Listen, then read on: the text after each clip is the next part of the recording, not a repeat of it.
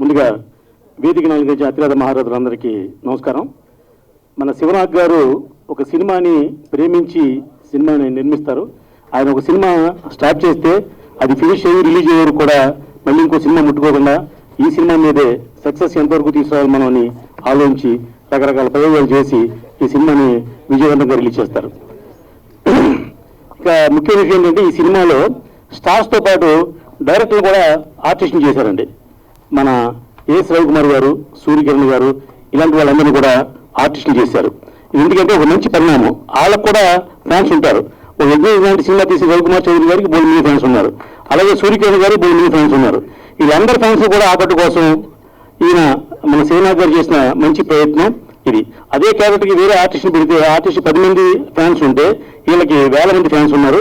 కాబట్టి శివనాథ్ గారు చేసిన అద్భుతమైన ప్రయోగం ఈ సినిమాలో మనకు కనబడుతుంది. రెండోది ఏంటంటే మేము సినిమా చూస్తున్నాం, జాతిరత్నాల సినిమా లాగా బ్రహ్మాండమైన కామెడీ థ్రిల్లర్ మిస్టరీ సినిమా. అంటే మనకు ట్రైలర్ చూస్తే ఆ సినిమాకి మంచి మనకు అర్థమవుద్ది. అలాగే ఓ మంచి సినిమాని శివనాథ్ గారు తీశారు.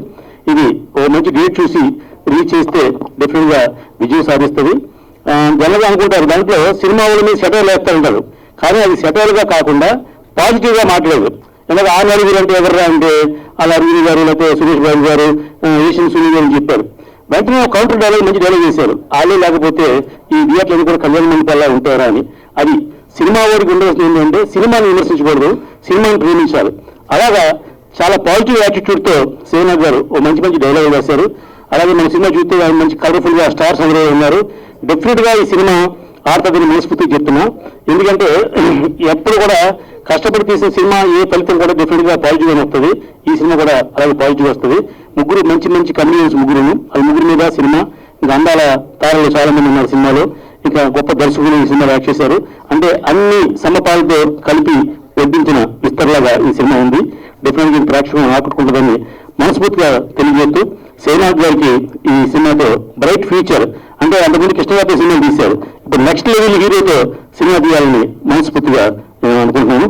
థ్యాంక్ యూ సార్, నాకు ఈ అవకాశం ఇచ్చినందుకు ధన్యవాదాలు.